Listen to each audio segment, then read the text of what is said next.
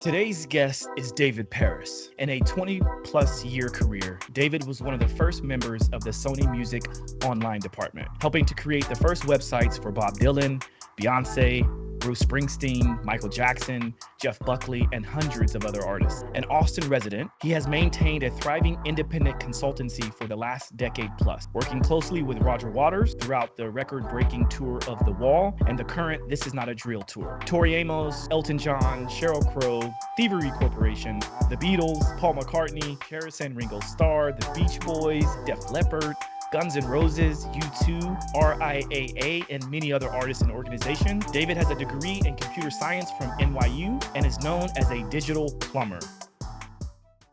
Welcome to Simply Walk the Talk. Our bodies and minds adapt to what we do most of the time. If you want to change your body and mind, you must change what it is you do most of the time. This podcast explores all things health, wellness, fitness, lifestyle, and biohacking. Stay tuned as we explore various thoughts, methods, and experiences from a multitude of conversations between our interesting guests and experts through many fields of work. Sit back, relax, and enjoy the show. Simply walk the talk.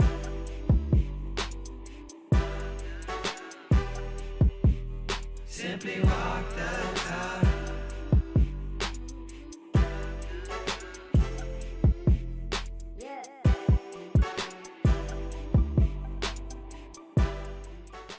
Mr. David Peris, welcome to the show, my friend. Thank you so much, Josh. It's a pleasure to be here. Yeah, this has been in the works, I think, for a long time. And I must start out by saying, for those that are listening and watching, David and I are colleagues. We actually work together, and we met through the Roger Waters first tour, at least my first tour with Roger Waters, which is called, what was that one? Us and Them, right? Right. Yep. Yeah. So that was Us and Them. And that's when I first met you. And I was always kind of like, I kind of found myself being like, so what does this dude do? Like, who is this guy? You're not the first. Yeah, right. And that obviously prompted me to want to bring you onto the show. And now that I'm at a point on this platform, I wanted to bring out more content that is outside of just fitness or health and wellness. And obviously there are going to be some things that do cross over in health and wellness, but I wanted to start out by letting people know that we've actually worked together quite a bit. And you, in fact, helped me to boost my own personal website back in the day. And when I found out that you do websites for Roger and many other people, I was like, I don't know if I can afford this guy. But lo and behold, we ended up working together, and you helped my online presence grow tremendously. So I have to thank you for that. And this is why I have you on the show. So let's start with that. Let's start with your background. Obviously, I went over all of the things in the intro, but let's talk about kind of how you got to where you are today. Sure. Well, thank you, Josh. I also want to add one more thing that I remember I helped you do, which is the most important thing that I think any human can be these days. Verified on Instagram, if you remember that.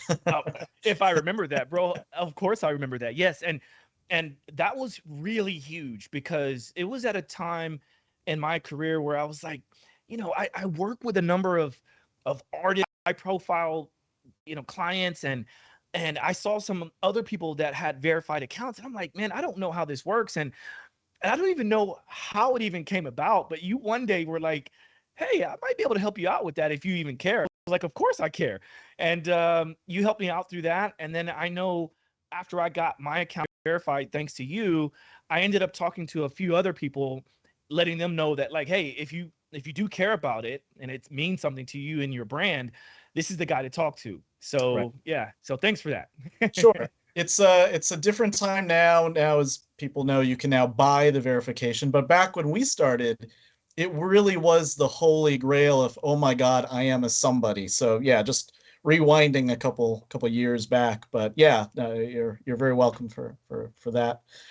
In terms of your question though, and how I got started, it's an interesting story. I grew up, in South Texas. I was always a computer guy. My dad got me a Apple IIc computer from the Dillard's department store. I remember on a stormy Sunday. I actually have it behind me. I have that old Apple computer.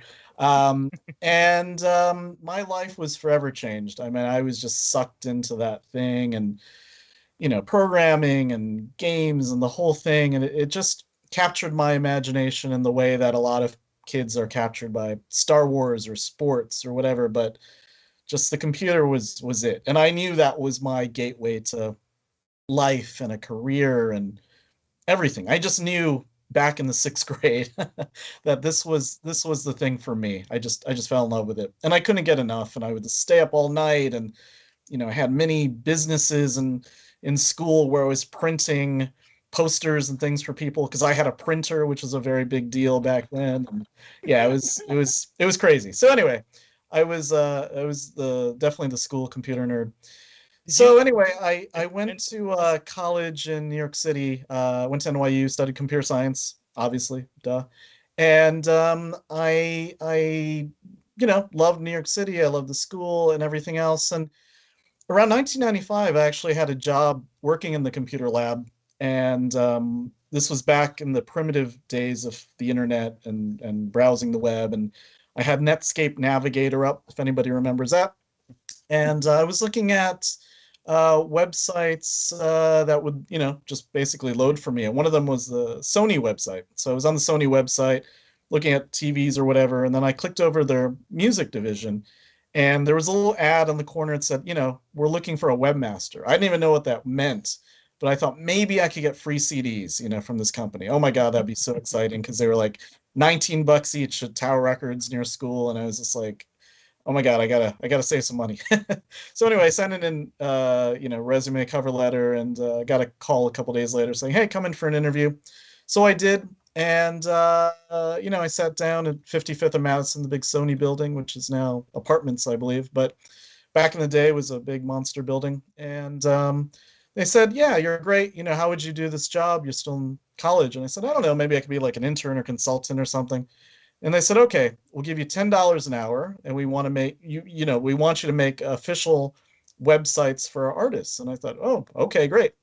So my classic story is like half my notebook was like calculus or whatever from college, but the other half was meet with Ozzy Osbourne at 4 p.m. and sit down with Mariah Carey and Michael Jackson and Ricky Martin. And I mean, it was crazy. And these were the real people. It wasn't like, back in the day, there was this thing, Madame Tussauds Wax Museum, where it was like the fake, Right. thing. But like these were the actual people. I would literally sit down with Mariah Carey, and it was as somebody who was a music fan and a computer guy. I mean, it was just the hybrid of my two passions coming together so beautifully. I mean, I could not have orchestrated this in any way. I mean, it was ridiculous. And I was getting paid. I mean, a little bit, I guess. But it was just ridiculous. And I did end up getting those free CDs, and my life was forever changed based on that experience. And it's still kind of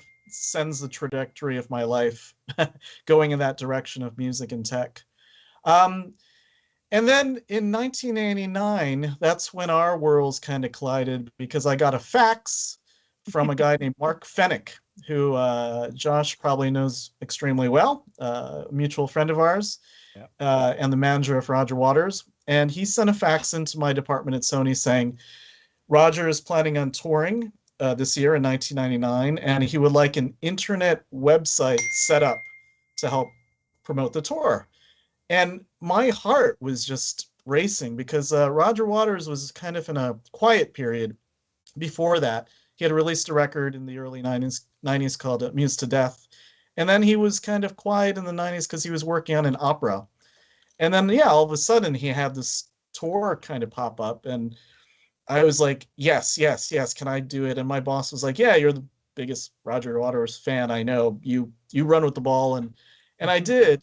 And it was exciting. I got his domain name. I remember trying to match his handwriting in this font, and I put up this website saying, it just said Roger Waters and something like he might tour in 1999 ? And that was his whole website because that's all the content I had. And Rolling Stone, the magazine, picked up on this fact that Roger Waters now had a website and he might tour. And I was like, oh my God, like when I was a kid, I never really thought all this would be possible. I mean, forget Roger for a second, but Rolling Stone was my Bible. You know, Right. some kids had like Sports Illustrated and Playboy and all these things under their bed. I had Rolling Stone that I would go and get at the mall at Walden Books, if anyone remembers that bookstore. And yeah, I would just collect these things like they were some sort of holy grail. I would read them in the library. Yeah, it was just mind blowing. Like something I did ended up in the Bible, pretty Right. much for me. Right. And then I ended up working for Jan Wenner, but maybe we'll talk about that later. But um, so yeah, that's kind of how I got to that point of this job, Sony, Roger, and then yeah, the plot thickens from there, man. There's a lot more after that. Wow. Yeah, Oh, there's certainly a lot within that, and it's interesting when you talk about getting a fax from Mark Finnick. Yeah. I never forget the first time that I had like my official welcoming to the tour.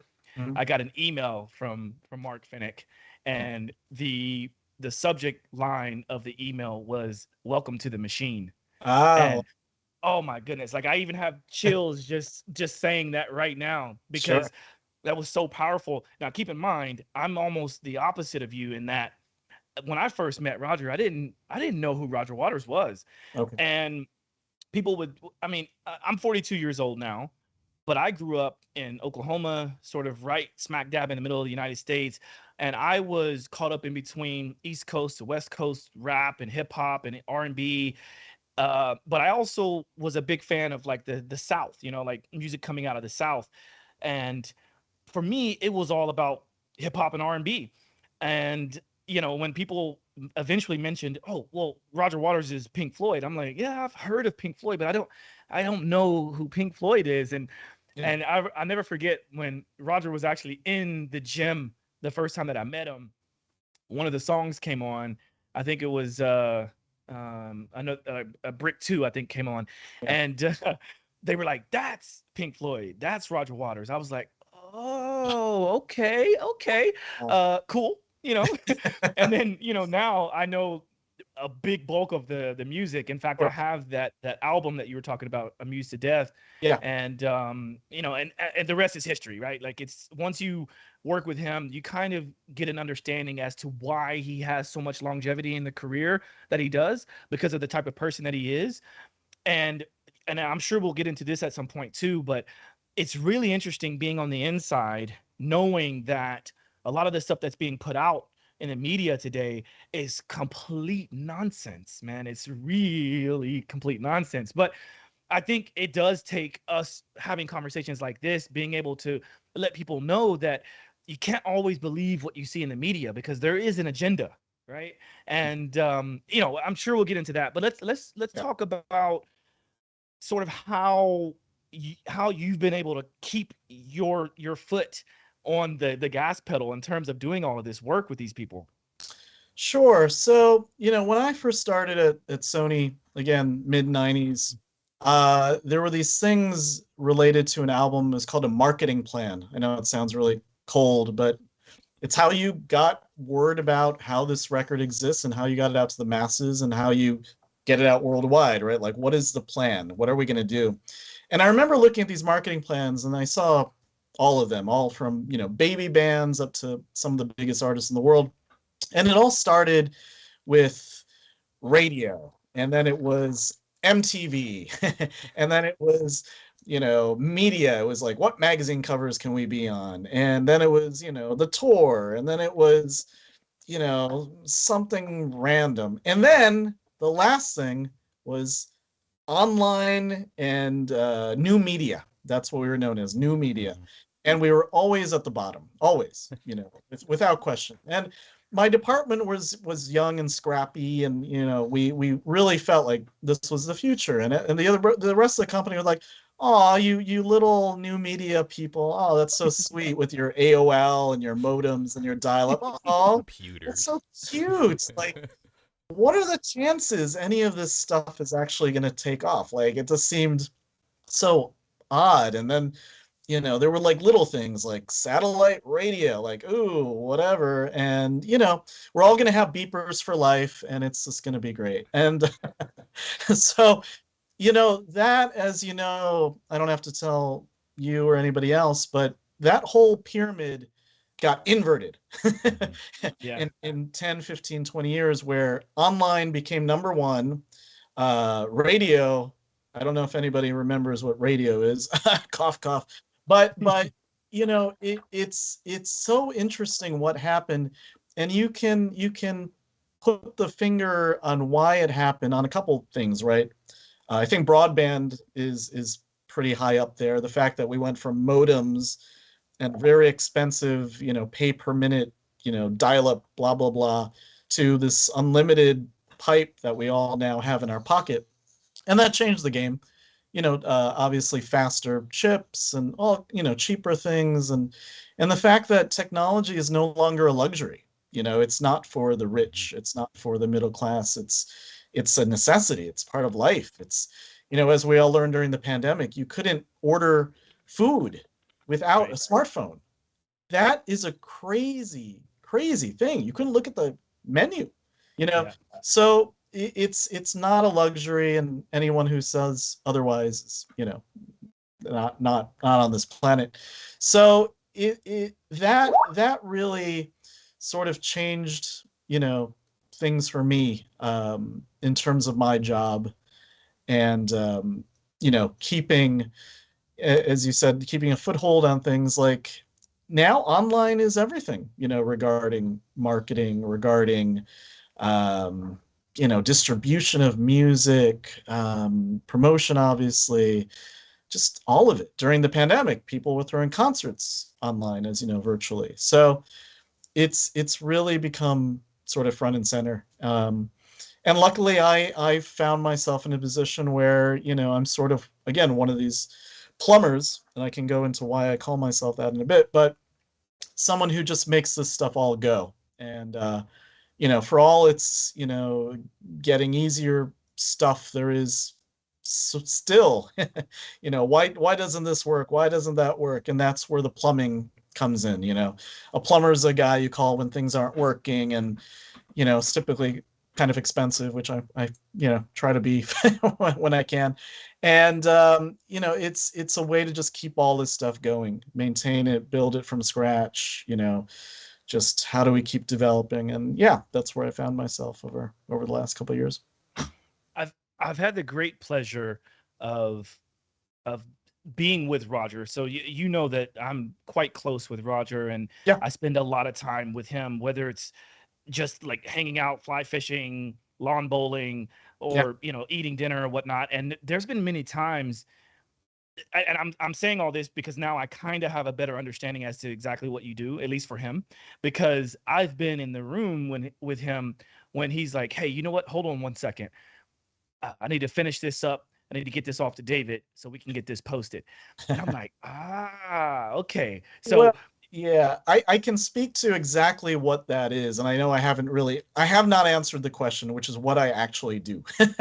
So I want to address that, because I have friends who still, dude, I've known you 10 years. I don't know what you do. And like, all right, well, let me get into it.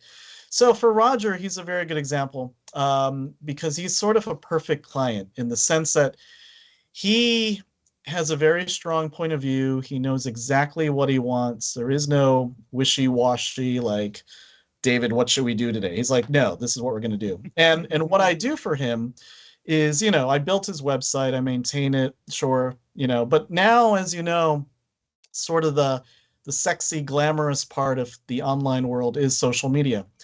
And Roger is someone who, we were doing interesting things back on his website, in the early 90s, where he would send me, an essay, and we would post it. He knew that this was an amazing way to have a one-to-one relationship with his fans, bring in new ones, sort of not have to wait 2 weeks for the new issue of Rolling Stone to hit the stands. This was like a one-to-one, boom, I can broadcast this out in this pure way without going through a gatekeeper.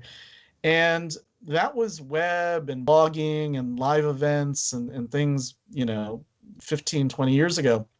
Obviously, the game has changed over the last decade with the rise of social media, right? So there, it's all of that, but on steroids, turbo boosted, real time, the New York Times publishing things a day late. Like, I once saw this comedy video, there's this reporter, he was in the New York Times office, and he said, so let me get this straight. Your newspaper reports on things that happened yesterday?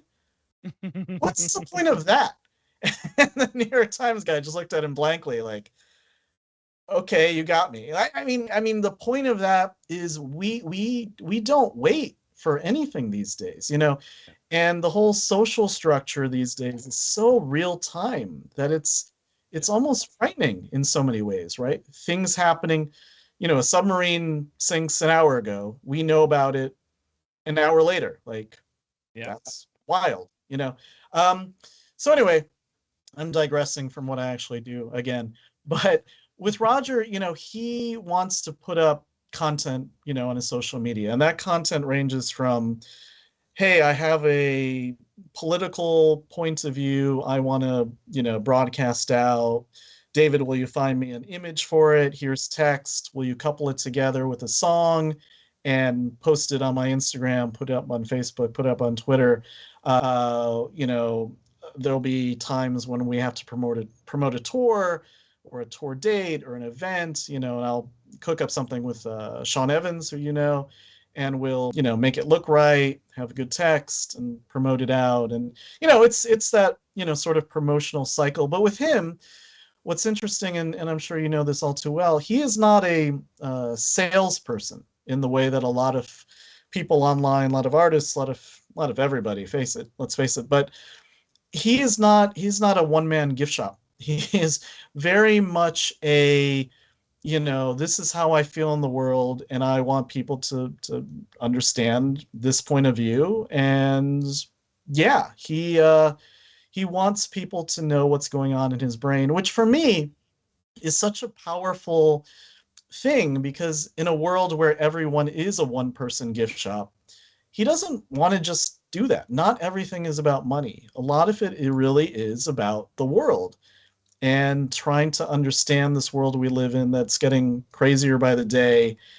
And he really doesn't believe there is an us and them. He believes we're all united, and we need to be united on one front and not have these factions. And yeah, I mean, if you go through his social media, you'll see exactly what I'm talking about. But, it's such a pleasure working with him. It's an honor. It's I still get little mini chills when he calls me on my phone. I'm like, when I was 16 years old, driving to high school, listening to The Wall, it just seemed very, very, very, very far-fetched that dude would be texting me, WhatsApping me. I don't know. It still kind of blows my mind. And one last thing I'll say is that, there are some people who I meet in life who ask me about my job. I tell them, and some of them say one thing. They say, "Oh, well, they're just people, right?" And I get a little, sort of hold myself, shaking, get chills, and I'm like, "No, they're not just people. They create art. They create a point of view that for whatever reason, some of the people that I work with are creating things that are going to last until I don't even know how long. We're still going to be listening to the song Wish You Were Here in 300 years. I bet you anything. I don't know why, but we are.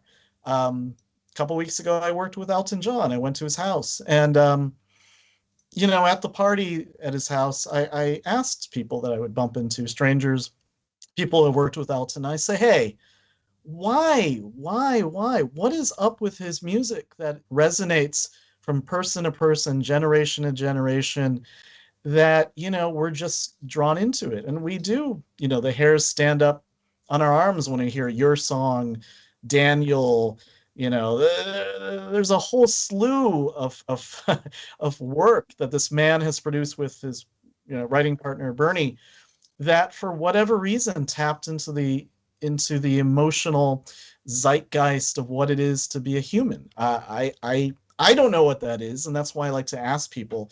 But no one can really put a finger on it. And I think that's what's interesting. There's certain art that just makes you feel connected to humanity or whatever, and it can be in obviously books, it can be artwork, it can be theater, it can be TV. I mean, there's TV that blows my mind these days, but there's some art that just makes you realize, oh, I'm a human and we're all in this together and this is beautiful. I don't know. And there's work that our clients make, Roger being one of them, that I don't know. It's obviously, this is something that means a lot to me, the way that I gush on and on about. But yeah, these people are not just people to me, they were able to go deeper. And yeah, I don't know. It's something that means a lot to me, being able to work with artists, sitting in a conference room across the table from Sinead O'Connor, for instance. And I just remember in that position and just looking at her and like, my God, the work you've created, just wow. And then, for every Sinead, there's a bunch of other people I can cite. But, it's something that I don't take lightly. And in terms of what I do in new media, if you still want to call it that, in a lot of ways, I feel like a broadcaster, because they'll give me a piece of content and I'm literally broadcasting into the world. And, it's wild, how many people are seeing the stuff that I've, put out into the world with their help, of course, and other collaborators and stuff. But a lot of times it's me, kind of pressing the final button on this thing, this website, this video, this post, this whatever.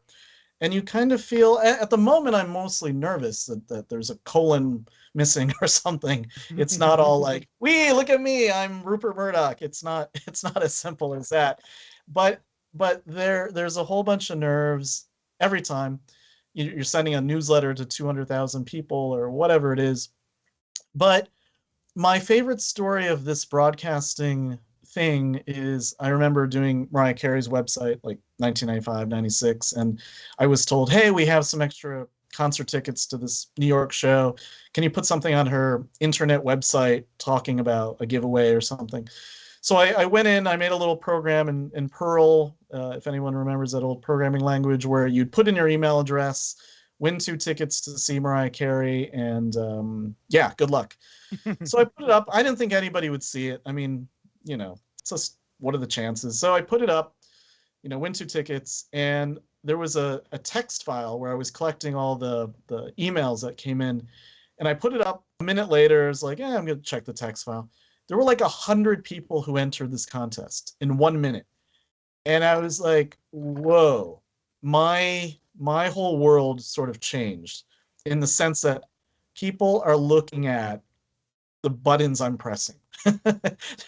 There are people out there with their modems, like, checking this stuff out. And it was just wild. And I know I sound kind of like a caveman when I talk about this, but you have to understand, you were sort of like, in an office pressing buttons, and it's not like, working on MTV or radio where you actually saw the people and got feedback. Like, no, you didn't really. I mean, this was before Google Analytics and, things like that, where you could see real time what was going on.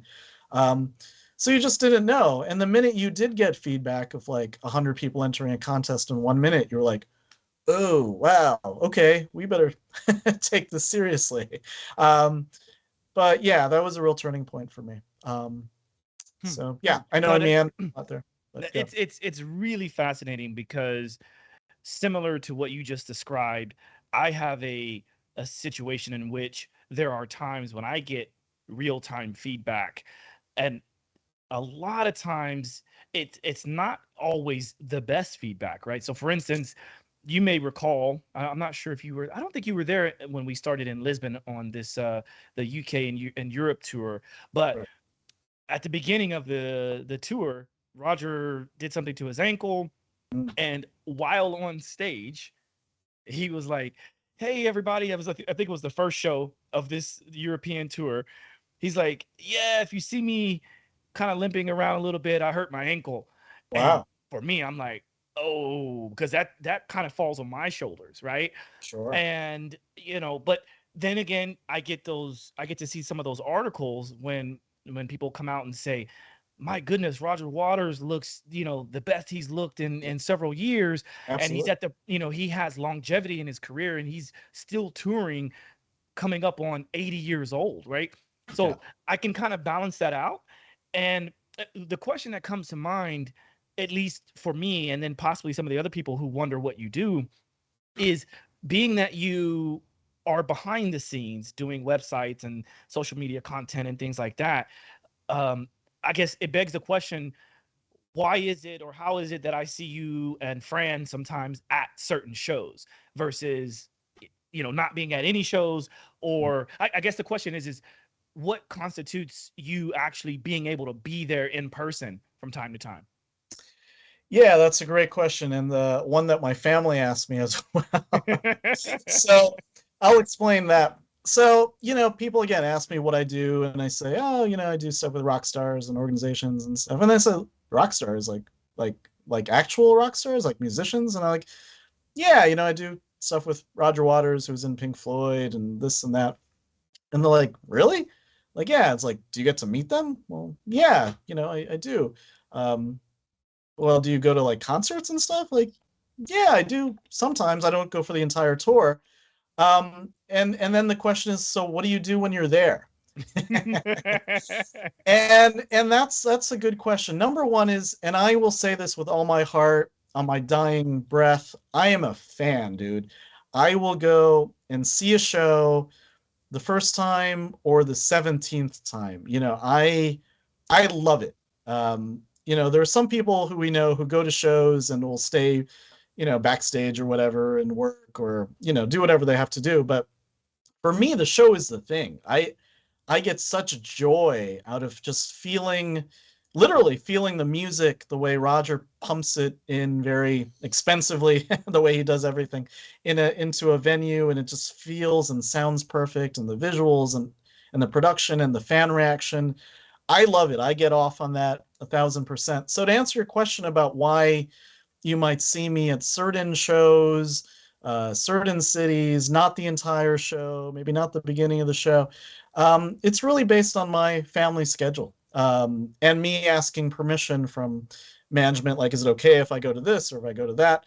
I don't feel like I need to be on an entire tour. I'm not really doing, work specifically tied to that show or tour. What I am doing, though, is showing my face, because the reality of my job is you don't really need to see me, like, pretty much ever, right? Like, if you and I have built trust as a client and me as the operator, like, we're good to go. You could probably go years without seeing me. But if you're on the road doing a show that I enjoy, and I want to say hi, and I want to meet Roger and kind of show my face. And also the reality is, I know for a fact that people on the road, it's sort of, you're very isolated, right? You almost like seeing a new face, somebody familiar, somebody who you're like, oh, hi, I know you, and it feels supportive. So for me, it goes both ways. I love the fact that I can support my client, and Rogers seems always excited to see me out there, as well as management. And also for me, it's a joy, it's a pleasure, it's a perk of the job, to be on the road. I love it. Could I do it for weeks on end? I haven't done it for weeks on end. I don't know if I could be away for that long. I have other clients, my family. Yeah, I mean, you could speak better to that point of just being on the road than I can, having you stayed on a tour for a long period of time. But the way Roger does things, and I don't have to tell you, it's kind of unlike anything I've ever seen, because he does everything at a very, very high level, because that's how he rolls. He's a very first class kind of guy. I appreciate that in my old age. I've done the bus van thing with other bands, rolling into, Phoenix on the Lollapalooza tour, and you're covered in dust. And yeah, I remember those days well, and I was a younger Right. man. But now this whole first class thing, I've gotten kind of used to it, to be honest. It's all right. I can roll with it. And for me, I ended up in Prague with you and management, and Roger was so kind to me and put me up in the hotel with the band. And it's way beyond any dream that I would have had at a job working at a bank or whatever. Not to dismiss anyone who works at a bank, but this is the thing that I don't know. I always wanted to do. I didn't know existed. This whole, hey, let's fly around with the world with rock stars and stay at the best hotel in town. And it's like, Right. wait, what? And you get to Right. see a show and eat amazing food and have laughs and be part of something that gives people joy.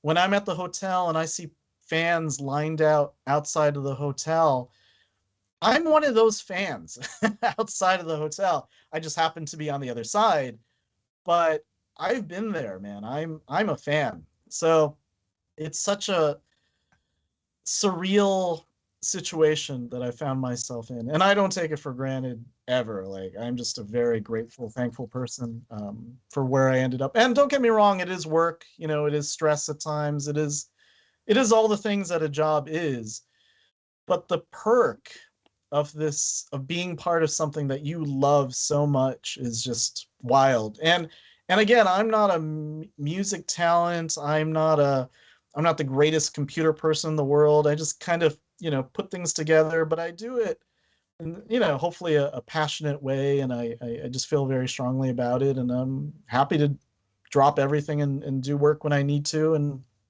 I think that's one of the reasons Roger and I get on so well, because he sends me something, I jump on it, and I remember one time, he calls me and I'll always answer the phone. I never let it go to voicemail. One time I was in the shower and he called me, and I didn't answer the phone, obviously, but he sent me this message saying, "David, I'm worried about you. Are you all right? Love, Roger." And I was like, whoa, dude. Yeah, okay, man. I was just in the shower, because he's not used to me not being right there.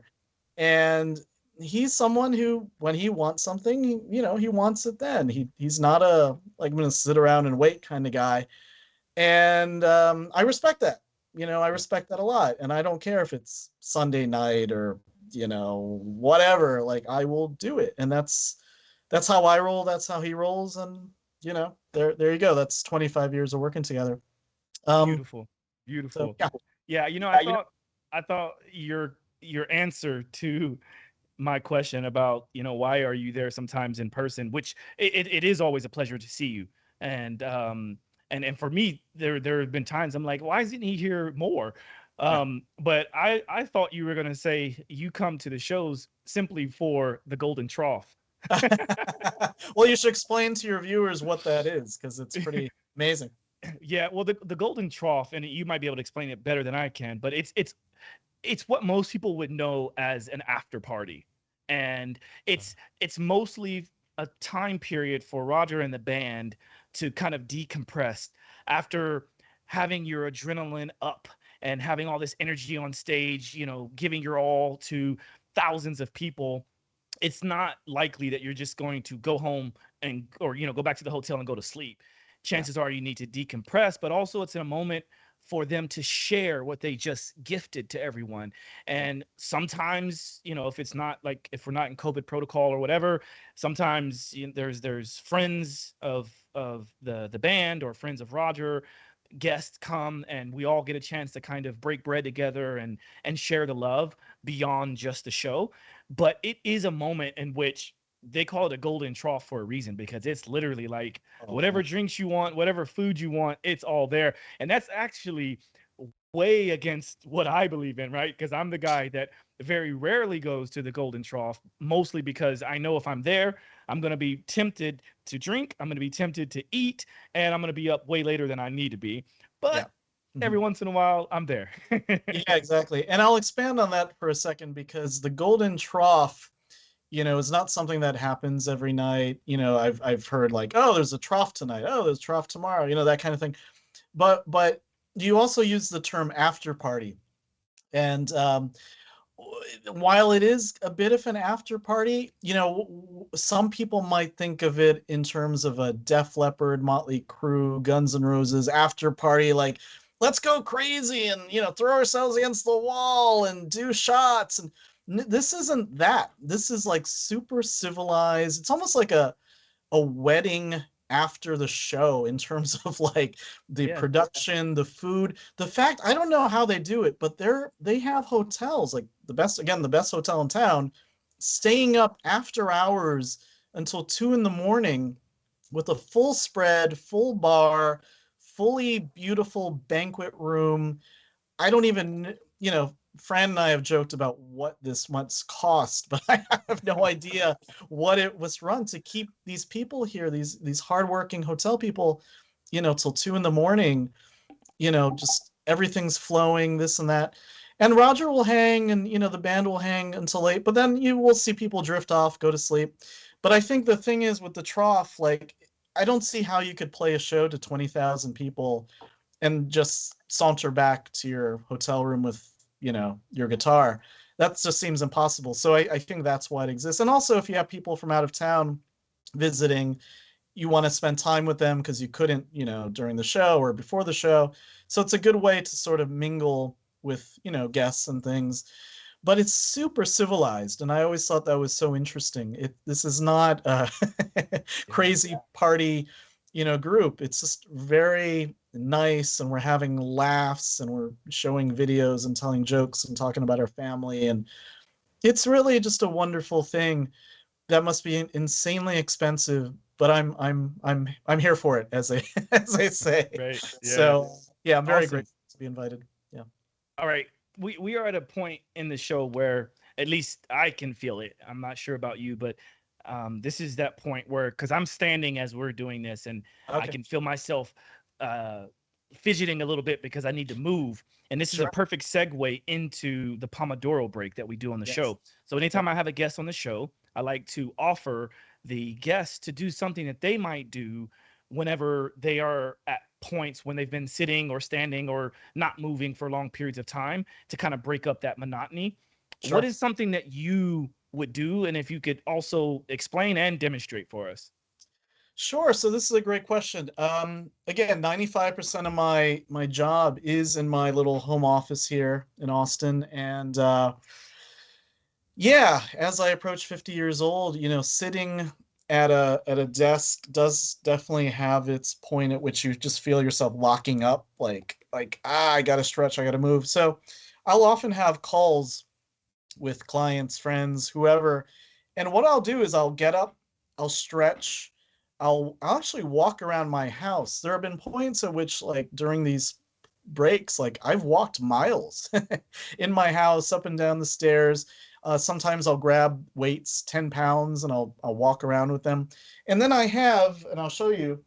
You must have a big house, David. It's kind of large, but hey, it's Texas, right? But I Yeah. have these resistance bands, which you might be very familiar with. And what I'll do is, like, I'll literally stand up and I'll use these bands, and I don't know what you can see, but I'll actually sort of move my body, and it feels so good just to stretch the muscles and just move around and get the blood flowing all over.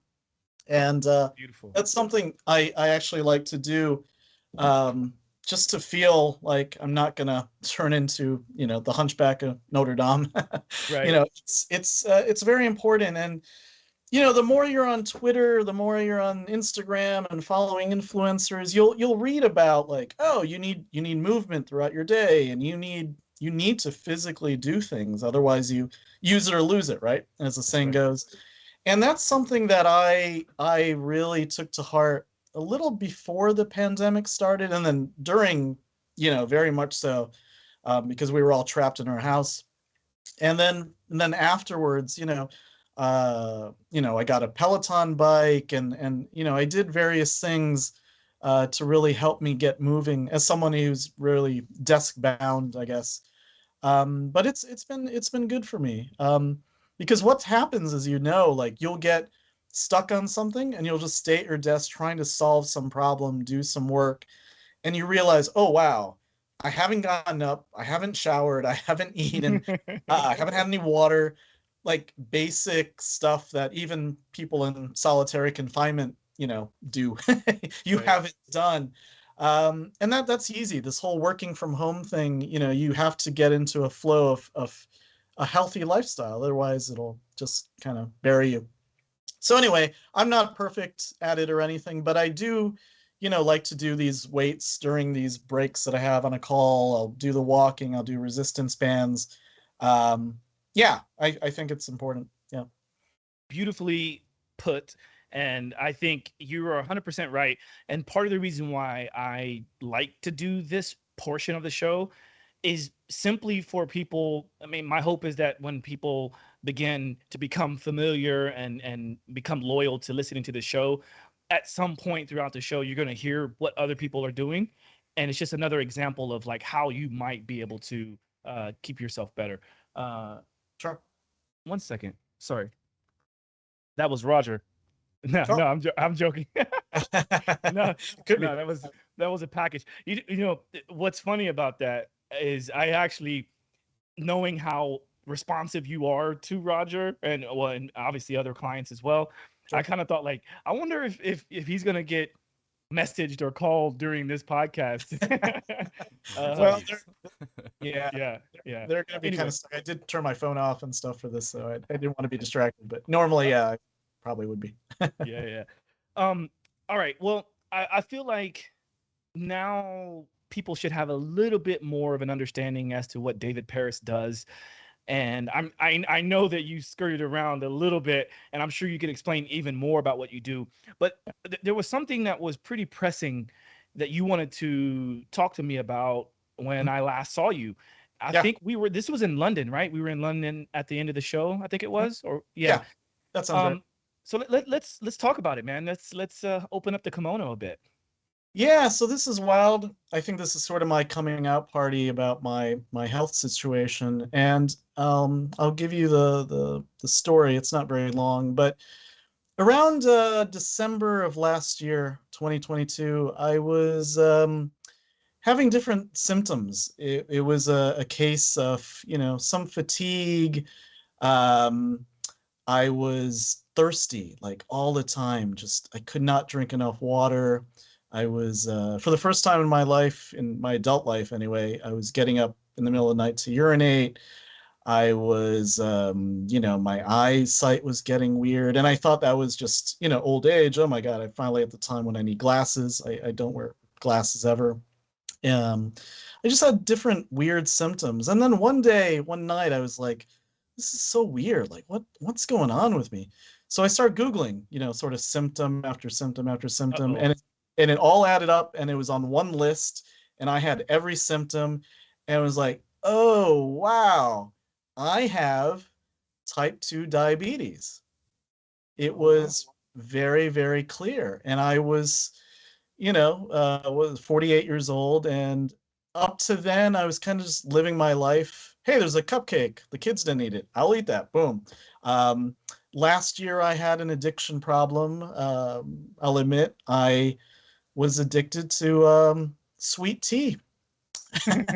I know it sounds odd, but I discovered this brand of iced tea in my supermarket. It said slightly sweet tea, and to me, it was like I've always liked sweet tea my whole life, and then I've stopped for many years. But this was slightly sweet, so I was like, oh, that's healthy tea. All right, great, and it tasted so good. It was just like it was like a rainbow going down your mouth. It was just awesome, and I would just pound the stuff during dinner and lunch. It was my go-to beverage. And then one day, when the symptoms started kicking, I finally looked at the label, and holy shit, man, it had 34 grams of sugar or something in a serving.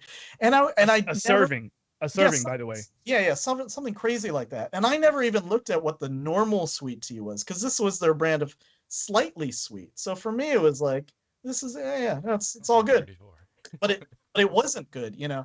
So that I think pushed me over the edge, where I was like, my body was like, yeah, you've got us going, man. Your blood's on fire. So I went into my doctor, and I hadn't been to the doctor in a very long time because of the pandemic or, whatever. I just never had the need, I guess, which was wrong of me, I admit. But, she took my A1C, and it was high, and I'm not an obese guy. I'm pretty slim. Yep. But it does not matter. It does not matter who you are, how old you are, your ethnicity, whatever.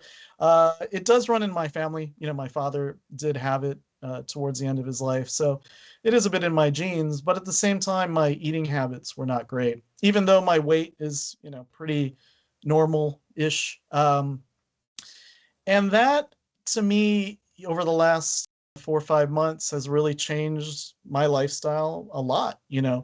I watch what I eat a lot more than I ever did in my entire life. I used to eat too much. I mean, I would roll up to a Mexican restaurant, man, order the biggest thing they had, and I'd go at it because I got such joy out of food. The pleasures of just taste and all of it, the way that many of us do, I hope. Yeah, it was just something that I liked. And also food at some point becomes a hobby, right? It's like, oh, I want to try the latest restaurant, and oh, this recipe, and oh, you're watching Instagram food videos, and oh, it's like food. And where I live in Austin, there's plenty of great food, and it's like barbecue and tacos, and you can't get enough of it. It is part of the lifestyle. It's like, it's one of the reasons people move here. It's like why we're here, because of this like amazing food scene. And not to mention, we haven't even talked about drinking, right? So like craft beer, and I'm a bit of a beer snob, and I love a bottle of wine and this and that, and the amount of sugar and everything that comes in these things is not something that's avoidable. So I was just on this path of gluttony, or whatever you want to call it, where it wasn't sustainable. Maybe when I was 30, maybe when I was 40, but as I approach 50, the body's and no. You've hit the wall on what I can process. We're not going to do it anymore for you, and you're going to have these symptoms. So I got to tell you, the minute, Josh, I changed my diet, no more sugary drinks, no more desserts, no more a lot of things, everything changed. I lost a lot of weight. I got my energy back. All the things that you'll read about on Twitter about, like, eat more protein and this will happen. It's true. They're not lying to you. The body is a big engine. And if you feed it the wrong stuff, bad stuff will happen. You feed it good stuff, it's just going to keep revving. It's no different. And lately I've been thinking, life is a journey, but if the engine is no good, it's not a really great journey, especially towards the end. And, the thing is, like, your doctor can tell you all kinds of things. Your spouse can tell you all kinds of things. Your girlfriend or boyfriend can tell you, you're not really living your best life right now. You need to dial back or change or whatever. But those are the last people that you want any direction from. I think so much of this has to come from you. You have to want it. You have to not want to eat that cupcake. You have to do, and I say this as somebody who's living this life right now. Am I a stubborn person? I can be. I don't want to do what other people tell me what to do, but I was the one who wanted a Peloton. I was the one who, likes walking miles every day, tries to get that 10,000 steps. And, I'm the one who's not going to drink, a certain night because I want to sleep better. If I don't drink, my sleep quality is amazing. If I have wine or beer, at night, like, forget it. My heart races at night, and it's just, I do monitor my sleep through my watch and things, and yeah, it's a whole different experience. So anyway, I say all this because, I want to be alive as long as I can be. I'm not sure if I'm going to look as good as Roger Waters when I'm nearly 80. I don't think I can afford a trainer like you and this and that. but he is an inspiration to me, and so many people who, are looking like they're in their 40s or 50s when they are nearly 80. It can be done, but it takes this thing that a lot of people don't like, and it's called work, and it's called sacrifice, and it's called time, and it's called patience, and it's called sweating. Yeah. And you know, you can either get on the train of wanting to stay alive, or you can stay on the bus of I am going to go eat the biggest thing in the Mexican restaurant or whatever restaurant, because it's awesome and makes me feel good. And you know, there are those two paths. And you know, at some point there is a middle door saying, yeah, you can enjoy things, but you have to do it in moderation. You know, I think that's the key word here. When I first got my diabetes diagnosis, you know, I remember, you know, telling my wife about it, and I said, "Oh, you know, no more sugar for me, no more pasta, no more this." And she just looked at me and says, "No, don't do that. You'll do it wrong, because you'll drive yourself insane telling yourself no all the time, That's right. and then one day you'll just break and eat all the spaghetti because Yeah. the mind wants what the mind can't have, you know, that kind of thing." And I think she's exactly right. You know, I have found a middle ground where I'm not like, oh my God, I'm just eating protein all day and that's my whole life. No, I don't think you can sustainably live like that. There are people who will preach that, you know, just do the carnivore thing and, you know, life is amazing and this and that. But I don't think, one, that's sustainable. I'm not sure how healthy that is. I mean, you can speak to this better than me, but I think a life of moderation, a life of balance, you know, kind of like when we were growing up, you know, the food pyramid, and you got to have this, and you know, that was always preached. I think that has changed a lot. You know, the whole, hey, I'm going to wake up and eat the most sugary cereal I can find. I mean, that stuff has got to stop. You Yeah. know, whether it be in this country, worldwide, the reliance on just processed food that comes out of a box is crazy town. I don't even know. I'm going to say it out loud. I don't even know how soda is legal. Exactly. Honestly, how Exactly. is this sugary poison legal? I mean, I mean, as well, someone who doesn't drink soda, like I don't get it. you could easily go down the rabbit hole of conspiracy theory and a whole multitude of things. But I mean, if you really just think about it for a moment, it's a way to keep us into this poor healthcare cycle, right? It's what keeps us going to the hospital, to keep us being pumped with all of these medicines and things like that. And I mean, if you really think about it, I think that certain powers that be don't want you truthfully to get healthy, because Yeah, then they're kind of out of work. right. And and some of the things that I wanted to touch on that you brought up, I think is important, is when you change your framework and your perspective on, instead of thinking I cannot have this anymore, but I get to have all these other things, right? Then it becomes just as good. And I think a lot of times it takes approximately 3 to 4 weeks to kind of change a habit. You know, there's a lot of documentation and research out there to talk about habits and how we can change habits and grow new habits and things like that. But sometimes you just have to be patient with yourself and give it a little bit of time. And you start to notice that it might take 1 or 2 or several days to kind of scale back on some of these things that you know are bad for you. Yeah, And then you start to all of a sudden realize, wait, I haven't had refined sugars for 2 weeks, and now when I do want to go and enjoy something, you're like, whoa, this is crazy sweet, or this is crazy salty, or whatever. You start to realize that your palate changes, therefore your body is trying to help you get healthier. yeah. And David, if it's any consolation, by the way, I documented this. I think this was before I started doing podcasts with Gordon, but one of my first life force, this is this health coaching program where you do blood tests, and a group of doctors will highlight all of the high risk markers and things that you're doing well, things that you may not be doing well, or that could be done better. When it came back, they told me that I was borderline type 2 diabetic. Now, Wow, can wow. you imagine what that did to me? Just like I'm sure it did for you. I was like, wait, what? Wait, what? Can we do that again?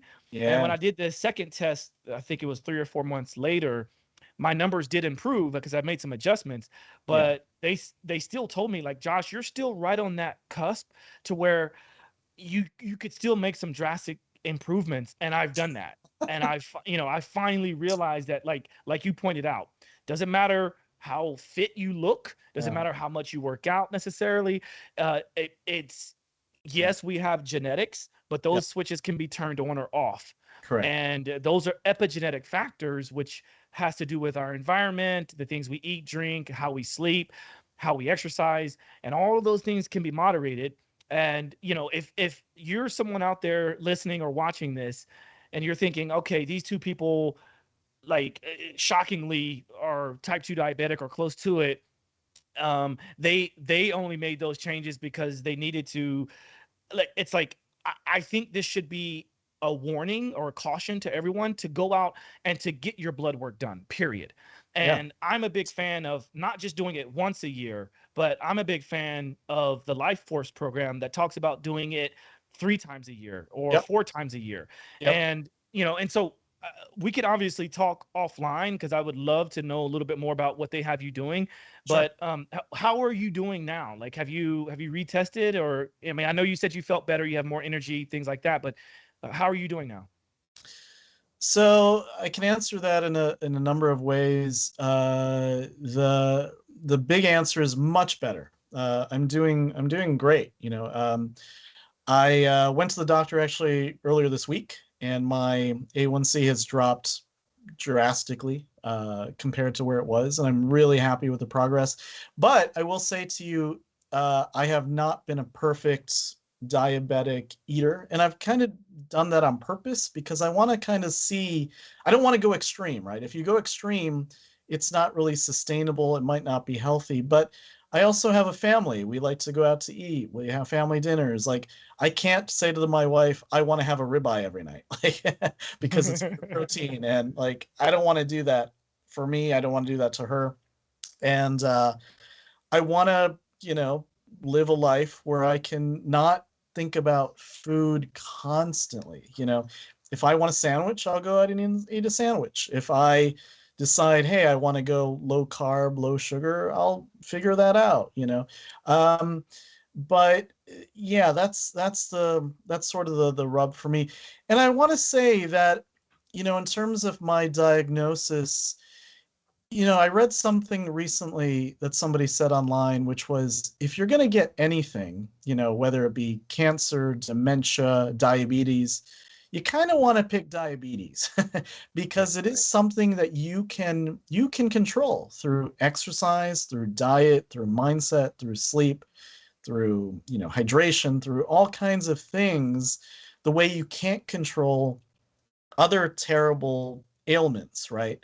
So for me, I know this might sound stupid, but diabetes was a wonderful wake-up call to me because, and I'm going to whisper this in your ear, this is how many of us should be eating. Right. Low carb, high protein, very low sugar.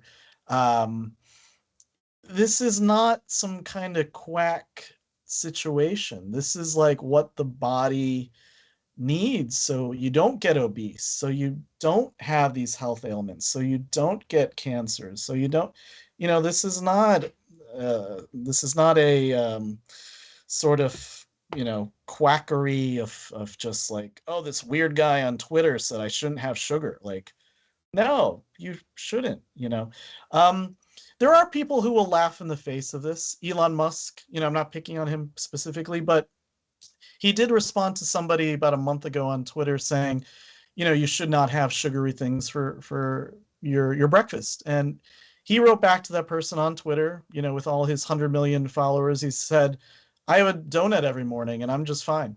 And the point of that is, Elon is not a, health expert, but at the same time, can you have a donut every morning and be fine? Absolutely. You can. Should you? That's debatable. And another thing I want to say is, everybody is different, right? Like, Absolutely. all our bodies are different.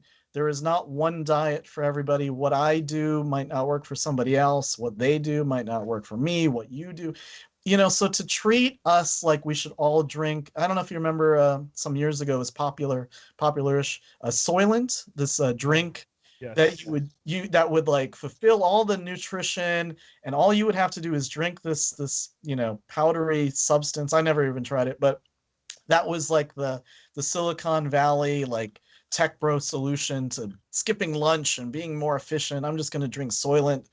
That never took off for whatever reason. There are people who probably know better than me, but there is not one silver bullet here that can fix or solve nutrition. The same way that, we all sleep differently, we all exercise differently, we all do everything different. But I think there are some things that are clearly not good for you. They're clearly bad for you, and it's about finding your way. I'll give you another example. Just yesterday, I subscribe to all these Facebook diabetes news groups and things, just to keep me, sort of on the straight and narrow, and to also get my mind like thinking about it. And somebody posted yesterday, hey, what kind of spices do you people put in your food? Because, I hear that spices are high in carbohydrates and things. And I'm thinking, dude, you're worried about spices? You're doing it wrong. like, you'll eat this giant plate of spaghetti, but you'll think about how much paprika you put on it. Like, no, man. What I mean? It's like, Of course. Of course. I don't know. Well, I will say this, just sorry to cut you off, but I think a couple important things to notate that I think you brought up, which is I think is very important. When you mentioned that of all the things that a person can get in terms of a bad diagnosis, specifically type 2 diabetes is probably the one that is the least concerning of all of them, because it's the one that is most correctable. And that's type 2 diabetes, right? Yes. Which is something that you develop over your lifestyle, right? And then another thing that you may come across, if you haven't already, is the use of a CGM, which is a continuous glucose monitor. And that is very helpful. And I would imagine that and I've used it throughout my life a couple times, just because I'm a curious person, I'm a biohacker. I like to test my body and to test how things are working. But maybe what has happened is maybe some people have tried to eat a certain food with certain spices on it, and maybe those spices spike their insulin for a period of time, because maybe they are sensitive to the nightshades, right? And that's a very small group of people. So I get what you're talking about, because really the point is like, if that's what you're worried about, then I mean, what about everything else, right? What about postprandial walks, or what about, getting a little bit more exercise, or not sitting so long, or whatever? That's just not a way to live if you're having to worry about spices, But in life, as you know, sometimes people focus on the low-hanging fruit, right? Like, but there is evidence that things like cinnamon will definitely bring down your levels, and help you. I mean, who would have thought? And I think there's some things in nature that can just trigger you. Like, as a diabetic, you're not supposed to eat bananas. Like, and the whole fruit and diabetes thing is, sort of argument to me is fascinating, because again, it's fruit. It's not fentanyl. It's like, oh my God, he died eating a mango. Like, holy shit. Like, and I think for some people, they can be very sensitive to certain things. Like, for me, this is sort of the gluten thing all over again. Like, gluten is the real enemy, and, not, cocaine or whatever. It's such an interesting thing. But I speaking of drugs, I just want to say that, on a personal level, again, this is another sort of outing myself. I've never really done recreational drugs. I know I work in the music business and people have poked fun at me. I have a plan that when I turn 80, 81, whatever, I'm going to do all the drugs. I'm going to do the drugs that I hear about every day of my life. Heroin, cocaine, PCP, LSD, mushrooms, this and that. Stay away from fentanyl, please. Yeah. I've heard bad things, but my point in saying that is, like, it's this weird thing, right? You hear about drugs all the time, every day, in all kinds of capacities. I just don't have any interest, because again, I love life. doing some pill that you found on the floor of a music festival bathroom. Like, I don't subscribe to that personally, but I just realized like how many people in this world do, and it's crazy. And it's something that's sort of under the radar or covers, or you know, people who just do drugs a lot, and I'm starting to realize how widespread it is. I'm not here to judge. I'm just speaking about my personal thing where I'm not allowed to eat mango, but they can go and do, a pile of cocaine at a party or something. It just strikes me as funny. Um, I think yeah, it's escapism, and exactly. Yeah, I think it's obviously there's you touched on something very, very important, and that point is the recreational drug use, right? Because there is a huge amount of research to show that done in the right setting, some of these things can actually transform someone. For instance, psychedelics. Yeah. yeah, like when I've done psilocybin, Yep. and I've even done microdose of psilocybin. And like you, I was never one to be into recreational drug use, and it's like my plant medicine of choice is cannabis, Yep. and I would consider myself to be one that microdoses on cannabis. If I had the time before today's show, I would have been on cannabis, but I did some social media content and I had to work out. That's why I have a blue tongue. But there are some things that can help sort of rewire the brain to allow Absolutely. people to understand the things that they've been doing incorrectly, right? And so, like, anytime I've ever done a microdose of psilocybin, I have to force myself to eat. Yeah. It's interesting, And so Yeah. then it's like, oh, wait a minute. So if I want to practice fasting, because I'm a big fan of intermittent fasting, sometimes I pair that with the microdosing of psilocybin. Yeah, and I want to say one thing just to clarify. I think a lot of the things that you just spoke about, weed, etc., I think are much, as somebody who's not an expert, as far as I know, much better than alcohol in Oh, so many ways. And the alcohol industry is so embedded in our life. It is insane. And for those who don't drink, I have much respect because you've been able to avoid this corporate, hold on society whereby you want to have a good time. Well, you got to grab a beer, you got to grab a, whatever. And it's crazy. It's expensive poison, as someone who likes to drink, like I will say that to you and anyone else. And the things that you spoke about, I've only heard good things about what they do for people in terms of, whether it be dealing with anxiety or just general life enjoyment, avoiding, sort of depressions and different situations that people find themselves in. And I'm not here to judge. Again, I'm not anti-drug, pro-drug, whatever. It's just my own journey. By saying I want to do it all on 80, I'm curious.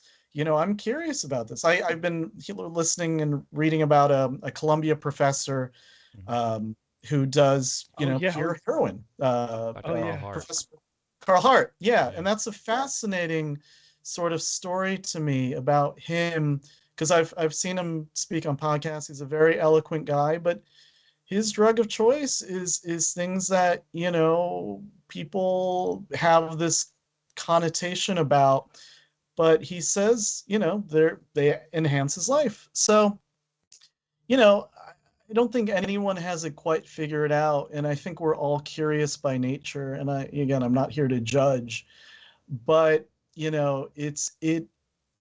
it's amazing about this life, and it can be very hard day to day and dealing with different things and stresses. And to your point, escapism, right? Why do we go to music festivals? Why do we go to church? Why do we do all kinds of things to escape, sort of that day-to-day thing that we find ourselves in? So anyway, I this journey fascinates me, and I'm still trying to figure things out in all kinds of ways. But yeah, No, the it's yeah. very fascinating, and I know that the last time I saw you, is this right? Yeah, I think it was the last time I saw you. Yep. I remember. I don't know what your thoughts were on it, but I had this KETOHOL drink, which Uh-huh. is a healthier alternative to alcohol. Yeah. And you're gonna start to see lots and lots more talks around that. Oh, And yep. when I start talking about that, I'm coming from the person that I've never really liked drinking. I never drank until I was 21, Yep. mostly because I knew the implications in terms of sports performance, because that was a big part of my high school and early college years. Also, I was the person that I'm a people watcher. I love to watch people.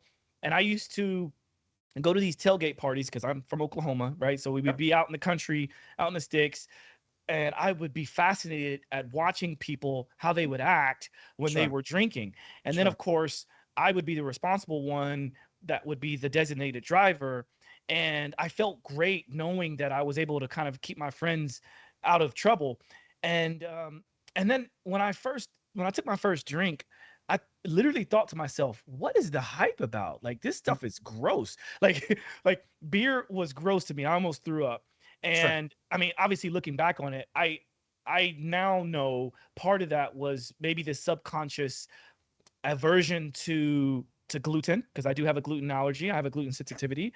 Okay. And so then I was like, okay, maybe I don't like beer, but let me try some like vodka and things like that. And even by itself, right? Like, it was, to me, it was like, why am I drinking this? This is Yeah. gross. So Yeah. I was forced to then make a mixed drink. Yep. And then this thought came into my head, and I thought to myself, I know many people, many of my friends would easily be able to have a 12 pack of beer, sometimes 20 beers, and not Yeah. even bat an eye. Yeah. But they wouldn't be able to do that with water, or they wouldn't be able to do that with maybe Right. soda. And so Sure. I'm thinking, oh, this is because they know that they're gonna get a certain effect from that. And Yeah. so that's what they're actually chasing, is the effect from it. Of Because if course. we're really honest with ourselves, we can say, oh, no, but I actually do like the taste of wine. Okay, sure. You might like the taste of one glass of wine. You might like the taste of one beer or one mixed cocktail. But at the end of the day, what you're really chasing is that effect. And Yeah. so if you can get something that is healthier, that gets you to that same effect, Mhm. then that's where we're, I think, going down the right path. And Yeah. I want to use my platform and my sort of influence to help people understand that, because there is a healthier way to do that, you know? Yeah. Well, here's the thing, and here's the rub, and here's something that I'm gonna drop a little big picture science on you, economic Please. science. But our clients, who are in the music industry, the places where they play, the venues, the arenas, the stadiums, the small clubs, whatever you want, they would not exist if it were not for alcohol. Think about Agreed. that for a second. Yeah. That is a very big statement. That is something people have never said out loud. I'm going to say it here. But alcohol, booze, mixed drinks, beer, all down the line, there would be no live music business without it. When you think about it, right? Because they're just constantly selling drinks to thirsty patrons who want to have a good time. They're very overpriced drinks. But the reality is, a $14 beer at a Taylor Swift concert at a stadium is how a lot of these places float when they're empty, right? Not having Taylor Swift concerts, who I think she's great. I have nothing against her. Uh, she's a force of nature. But the thing is, the economic power of people, buying alcohol is what keeps a lot of things afloat. Yeah. Restaurants, museums, why they have bars in like really rando places, because it generates money. Nothing wrong with capitalism, but selling expensive poison to people, is that what we want to do and how we want to support business? It's a very interesting thing. And I'm saying this as a drinker. But Interesting. I'm also a very big picture person. Um, Airports. Why do I see people drinking at 8 in the morning? Like a large beer. Like, and there have been stories written about this recently that I've seen. There was one in the Atlantic, I believe, recently. Like, what is it with people drinking in the morning at airports? And there's a variety of reasons, but you know, the airports are kind of thrilled, right? They're generating income, these businesses. So yeah, to your point about other things replacing alcohol, I think that is going to happen over time. The rise of, marijuana sales in different cities is been so fascinating in all kinds of ways. I visited New York City a couple times over the last, year, and I was shocked by the number of dispensaries that have taken over very expensive real estate, filling in old bistros that closed during the pandemic and banks or whatever. And there's a lot of them. I don't know if you agree, but Yep. it's a phenomenon, and I'm sure this is the case in other cities as well. And there's only one reason why there's so many, because of demand. So uh, it's wild. Amsterdam used to be the hub of this, right? And now Amsterdam, it could be a city not too far away from you Yeah. in terms of being able to get quality marijuana. And having looked into the, sort of the production of marijuana in California mainly, I've looked behind the curtain, and it is so regimented and so, government advised and regulated, and there is no wiggle room for like old school selling, pills and pot out of the back seat of a car. This is like on the up and up, taxed, regulated to the hilt. I mean, it's wild. And I give credit to, the government and cities and states, because I always thought that legislating a plant that grows out of the ground is very weird. Yeah. like like how do you, it's like, you know what, you're not allowed to play with rocks because they could shatter a window or, hurt somebody. Like, oh, okay, I don't want to hurt anybody or shatter glass. Okay. It's kind of the same thing, right? The police could come around saying, stop playing with those rocks. It's like, hey, that plant, don't light it on fire and put it in your mouth. Like, don't do that. Like, at what point, does it Well, make sense or not? I don't know. think about this: the hemp plant, right? Yeah. Just hemp. Yeah. Hemp is an amazing plant. Yeah. It's very It's great for textile. Yep. It's a great food, Yep. right? So it can be used as food. You can get all kinds of stuff from it. So many nutrients, very nutrient dense. And it can be used to make rope. It can be used to make clothing. It can be used to make all sorts of things. But the government decided to do everything in its power to get rid of it because it encroached upon the production of cotton Sure. through Sure. the slave trade, right? Yep. So, it's like, come on, people. Like, if that's not enough to make you think, Yeah. it should make you pause for a moment, right? And I'm a huge fan of hemp. Once I started to learn more about it, obviously I'm a huge fan of cannabis as well. I think all of this is it's like giving us our power back finally. When I start to see these dispensaries open and things like that, obviously I see that there's a business component to it, but I start to think, thankfully, we're getting our power back as a people. Slowly Mhm. but surely, we're getting there. Yeah. And I didn't even expect to be talking about all this with you on the show, so I'm glad you brought that up. Well, yeah, I'm a curious, well-rounded, or I try to be, person. But again, to your point about, sort of things changing and people changing things, I think this is no surprise to anybody, but, and I'm not a conspiracy theorist in the least, but I think we have been living in a very corrupt, heavily lobbied environment in this country and worldwide for a very long time, where certain things, whether it be hemp or how prevalent alcohol is everywhere, people just pushing this agenda, and it just unfortunately has to do with this one thing that we all worship, for better or worse, which is called money, right? At the end of the day.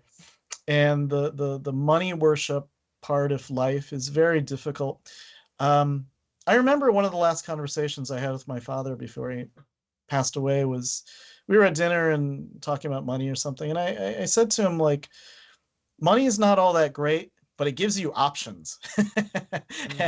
and and he smiled and said, "Yep, yep." That's right. And you know, I believe that. I'm sure both of us have been at points in our life where we didn't have much money, and we didn't have many options because Right. we didn't have the money, or the stress of not having money just weighed on us constantly, and life sucked because you're stressed out that you don't have it. And then when you do have it, you get so scared that you're going to lose it.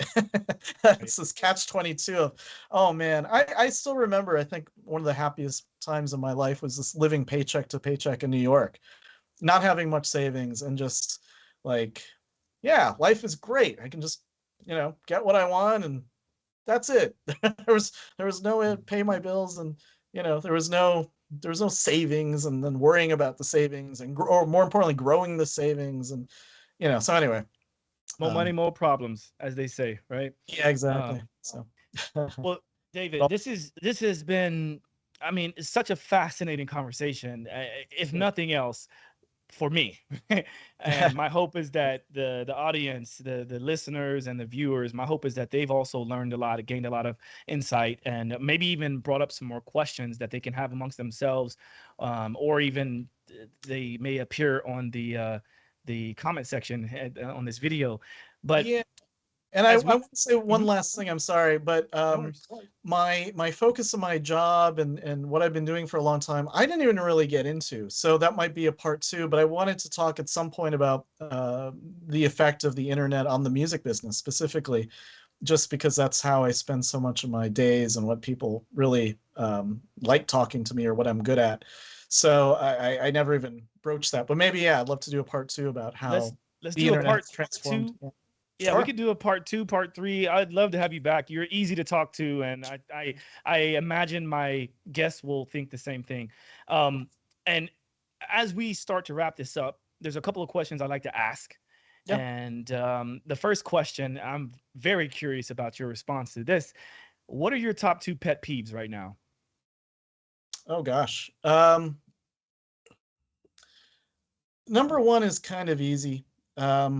And it has to do with social media, and it has to do maybe life in general. But people who take themselves too seriously, it's a bit of a pet peeve to me. People who can't laugh at themselves and laugh at others, and I think I think humor in this life is so important. For example, to refer to him again, Roger Waters, people might think of him as super serious and, not a big joker. But you and I both know humor is a big part of his life. For sure. And it's one of the first things he ever told me when I encountered him back in the 90s. He told me, like, he wished there were more laughs in the wall. And I, I remember thinking, dude, that's the weirdest thing I've ever heard in my life. But okay, you wrote Yeah. it, but that made no sense. So anyway, um, humor is very important to me. So that's number one. People who just, I don't know, take themselves too seriously. Number two is a pet peeve. Oh gosh. I I don't know. I'm in a happy Friday mood today, so I don't want to speak about anything specifically. But I think one thing that I don't like that's a peeve is people who put themselves in buckets and can't get themselves out. Like, I'm X, Y, and Z, and that's all I'm going to be. And I don't want to deal or interface with anyone who's not X, Y, and Z. Um, it's a dangerous thing. I'm a certain religion, I'm a certain ethnicity, I'm a certain socioeconomic class, and that's all I'm ever going to be. And on the other side is the same people who, like, I'm only going to do fancy stuff, and I'm only going to do what influencers tell me, and I'm only going to, like, I don't like that, and I think it's what it hurts the bigger picture of society. the Ukrainians versus the Russians and the Americans versus the Russians. And Josh, you and I, have the luxury of being able to travel. And travel is such a luxury in terms of money and time. And to see how other people live, I have never been to Prague, and I kind of had this notion of Prague that it was like, I don't know, kind of dark and like Dracula or something. And dude, I went there and the people were so nice and warm, and it was a wonderful climate and beautiful. But as I like to joke, like Prague needs a better publicist or something, because the word needs to get out that this place is like a picture postcard.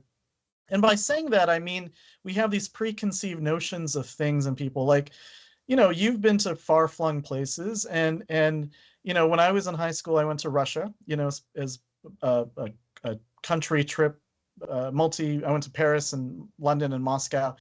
And I was a little worried going to Moscow, like, what's it going to be like? And is the food weird? And the people just all soldiers and this and that. And they couldn't have been nicer. And they just want what we want. They want to be happy and they want nice lives. And, they're just living their life, And I'm sure it's that way in a lot of places that we think are crazy, like North Korea and this and that. Like, but the problem is a lot of people, Americans or otherwise, have never even been right. To these other places. And we think we know everything from the screen. Like, oh, you can watch a YouTube video. I know everything about Guatemala. Like, no, you don't. Sometimes you have to be boots on the ground. Anyway, long response to your pet peeve, but I think people have to expand their minds and open their minds and, not judge, and people themselves need to not think I'm only this. But the reality is you're not. You're part of the bigger scope of human nature and civilization and all of it. And I think that would help a lot of people, and help the society and help reduce war and tension. And so anyway, that's my hippie statement for the day. There was two wonderful responses to that. And I can relate quite a bit to both of those responses. So thank you for sharing that. Sure. My last question, definitely by far, is one of my favorites. What is something you are most grateful for?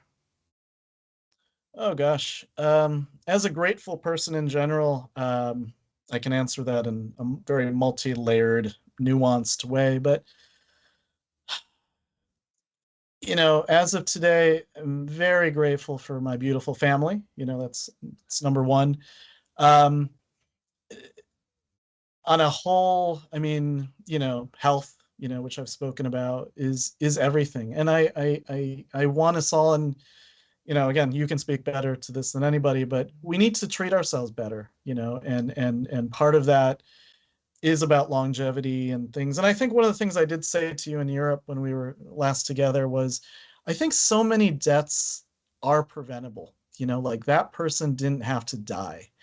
And, in terms of gratefulness, like what better answer is, I'm grateful to be alive rather than the opposite, and I think that's my ultimate answer to you. I'm grateful to be alive. And it takes work.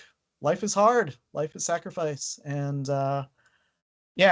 that gratefulness to be here and to see how this journey flows and to keep that engine running. And I want to say I'm here to stay. I just gotta keep making the right moves. Yeah, you got this. And to be quite frank, the practice of gratitude is actually something that can increase your health and increase your longevity. So I think that is very, very important that you brought that up.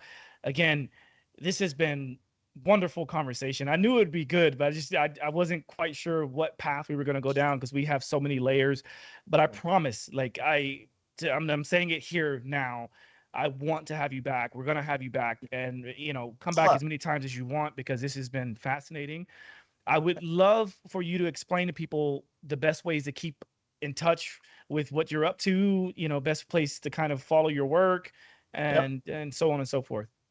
Well, thanks. I'm on, social media like the rest of us. I'm D Peris on most places, DPERIS as in Sam.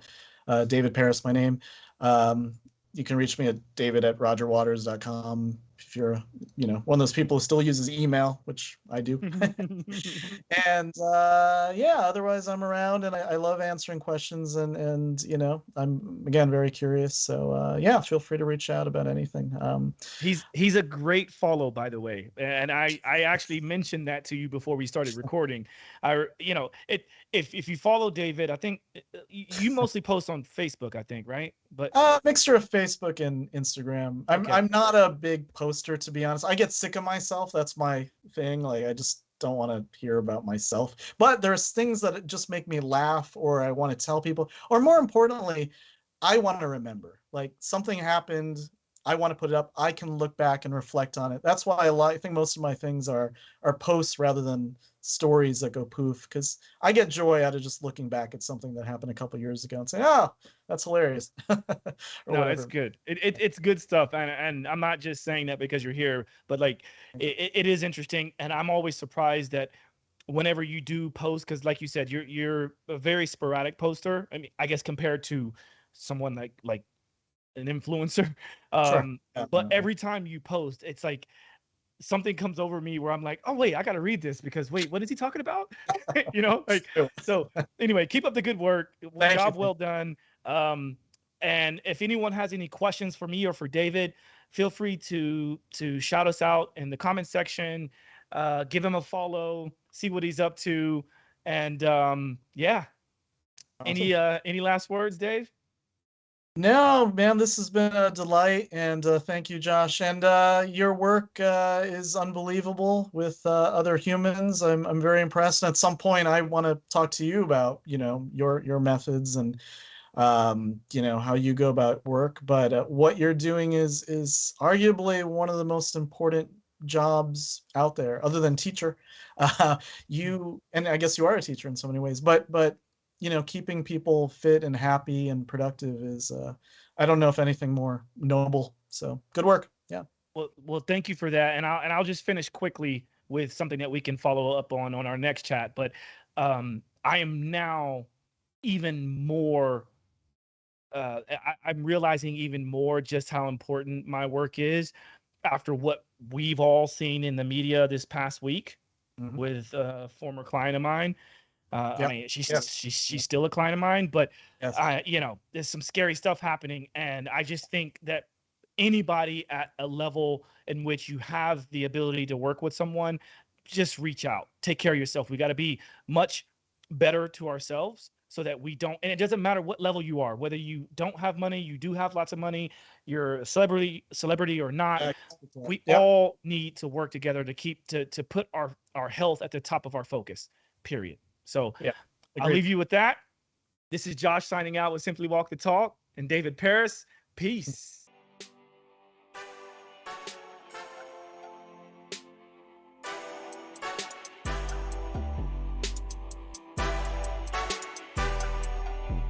Simply walk the talk.